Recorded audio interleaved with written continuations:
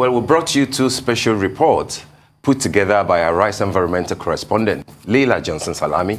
On the first report, the federal government's ban on the hunting and sale of bushmeat following the resurgence of the monkeypox virus in the country. The second report was on the Emirate Forest Reserve in Osun State. For a quick chat on this, we are now being joined by Professor Akin Abayomi, the Lagos State Commissioner for Health, who is right here with us. Good morning, Prof. Good morning. Good to have you join us. Thank you. Thank you. All right, let's start with Leila's, well, the two reports actually, but let's pick it from what I believe is very dear to your heart, the Emirate Forest Reserve. This is your project, but it is in Osun State. Tell us how this came about. You know, in checking out the details online, I saw that there's a B&B provision for those who might want to go there. Tell us all that there is need to know about the Emirate Forest Reserve, and why did you have to take that to Osun State and maybe not Ekpe or Badagry or where you've got land in Lagos State? Yes, so thank you very much. So it's been going on for about 2 decades, and my family come from a farming, environmental protection background. So it's been a family hobby. And we wanted to find a space. You know, my father was a farmer, so we had access to a lot of land in Western Nigeria. And we chose this place because it was particularly beautiful. It's on the banks of the Osun River, which drains to Lagos. It had a lot of indigenous forests. And so we've been protecting it for about 20 years, you know, and everyone's tried to come in and poach the logs and the animals. And working with the community, we've been able to secure this piece of pristine forest.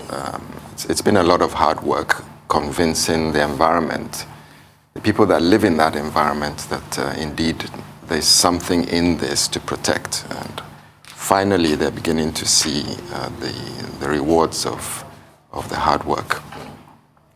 Well, like Leila said, that, you know, illegal wildlife is something that is very dear to you.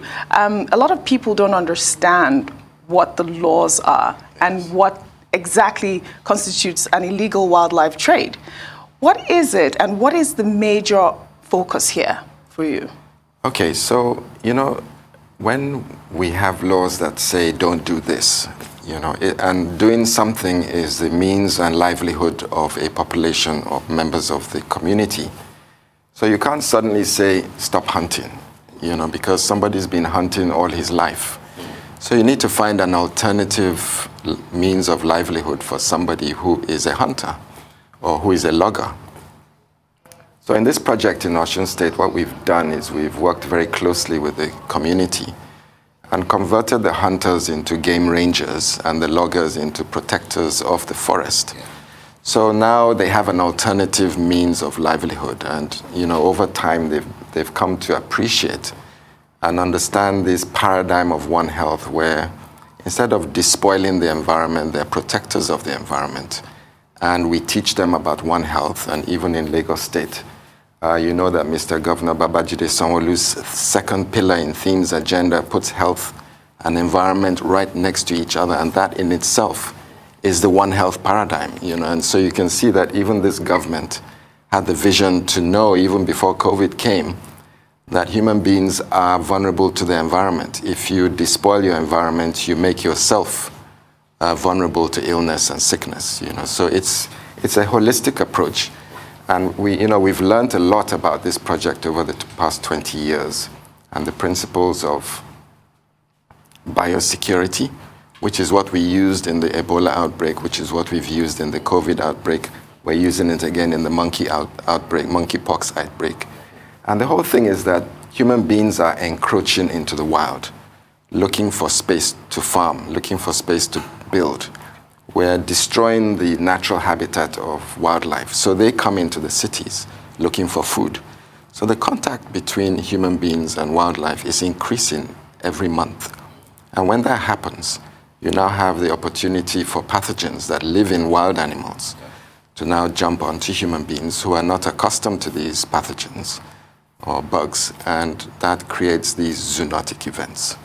Right, Prof. I mean, given this explanation you've just given to us, let's talk about, we do know that the penalties and punitive measures attached to, you know, the Endangered Species Amendment Act, for instance, of 2016. Now, would you say that these penalties are enough to curb the trading and hunting of these animals? No, because regulation is always a problem in Nigeria. And even if you regulate, as I said, you've got to think about, it's just like during COVID, and you said, we're going to have a lockdown for 2 weeks in Lagos. Lockdown, and what means of livelihood are the citizens going to look for? Then you have to start handing out palliatives. So it's a systemic approach. You can't just say ban. You have to say, okay, how are we going to ban it? How are we going to educate the population? How are we going to create a different source of income for the people that are engaged in logging and hunting? So the laws are good because it gives us a footing on which to work with. Now we have to educate the law enforcement agencies because, that's important that the police and the vigilantes understand these laws. And then it's all about community engagement. But in the immediate situation where monkeypox is becoming a problem, and people are hanging out bushmeat on the side of the road and you take it home, you don't know what's in that wild animal.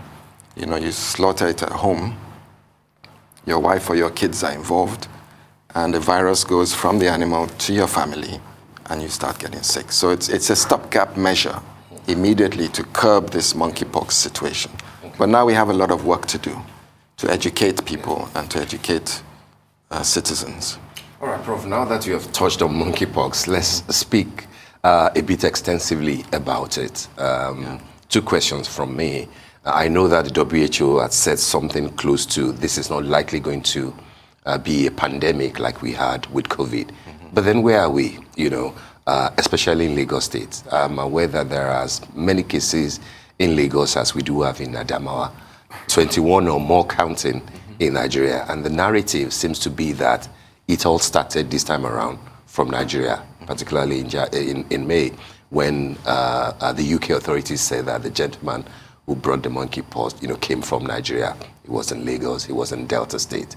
Where are we in Lagos State and in Nigeria as to this disease? I know that it is not new, but then a lot of people are apprehensive. And then secondly, if you would like to touch on it, the Russian authorities said something about the United States funded laboratories. And I believe that one is in Lagos, others in Abuja and Zaria. And there was an allegation that there might be a connection between the monkeypox and those laboratories. Is that correct? What is the Lagos lab all about? Okay, going back to your first question. So yes, we have sporadic cases of monkeypox in Nigeria. And in Lagos, we've seen a few cases. Right now, we've seen perhaps a dozen suspected cases. We have to confirm it because it's very similar to chickenpox. So although sometimes the pustules are a bit bigger and a little bit more disfiguring, but by and large, we've seen a few cases. About half of them have confirmed to be monkeypox and half are chickenpox. It's contagious, but it's not that contagious. So you have to be in very close proximity with somebody who has monkeypox to be able to get it. It doesn't generally make you very sick, and we don't really experience deaths from monkeypox. So it's one of the, and there is no treatment. So we just confine you either in the hospital or at home, make sure that people are not coming into contact with you. It does spread, but it spreads very slowly, so it's not going to be like COVID where, it's going to be a massive boom of it. It's not deadly, and, it's just very disfiguring. And it's when you see someone monkeypox, it's quite scary because they have these huge pustules all over their body. So, it's just awareness, contact tracing. When doctors see a case like this, either in a private hospital or government hospital, they need to refer it to Yaba, to our infectious disease hospital, where we will either contain them, confirm the disease, and then do the contact tracing. And that way we'll be able to limit its spread. Your second point was around the laboratories. So we, in Lagos, we don't have American-funded laboratories. We work in collaboration with many international scientists. The Lagos State Biobank is an independent biobank run by the government. Yes, we have international collaborators, but it's not funded by America. We have the forensic lab in Lagos, which has an American consultant who works in it. but they don't keep monkeypox. We have a few swabs of monkeypox in the Lagos State Biobank, but it's under lock and key.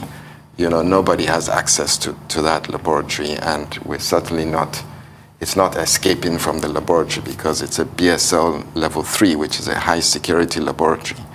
And so there's no way that the virus is coming out of that laboratory. We know where the virus is coming from. It's in community, and it's because of the contact between human beings, wildlife, and then when you do get it, you can pass it on to family members. Yes, so just as we wrap up, the idea about community engagement, I love that idea. But, you know, a lot of people are saying this outright ban. How do you guys tend to solve the problems of those who have wildlife trade as their sole means of income? Yeah, so the laws are very specific. They categorize animals into different schedules. You know, so they're the endangered species, those that are about to go extinct. Then there are those that are on a second category, and then there are those that are very common. You know, so if you want to, so the way the laws are supposed to operate is to allow you to access hunting for common animals, but only by licensed hunters. And then that's moved through a biosecurity process. So it's not just anybody that can handle a wildlife animal. But then there are species that we're really scared about. Any moment from now, if we overhunt them, they'll go extinct. So it is all about enforcing the laws in a way that doesn't cripple the livelihood of people. And when you go to other parts of Africa, like South Africa and Kenya, they've started to farm wildlife, you know, and then parts of the year people are invited to come in and hunt, but there are seasons for hunting so that we maintain the numbers and the ecosystem is not disrupted. Are porcupines, peradventure, you know, banned now this time around? You mean the pangolins? Yes. Yes, they're on the endangered list because you know, the parts of the Asian community around the world, they really love the pangolin meat and the scales, which they say have medicinal value. Well, I think there needs to be a lot more awareness with this trade and also consumption. Well, thank you very much for joining us on the morning show. Thank you so much. I wish we had more time with you.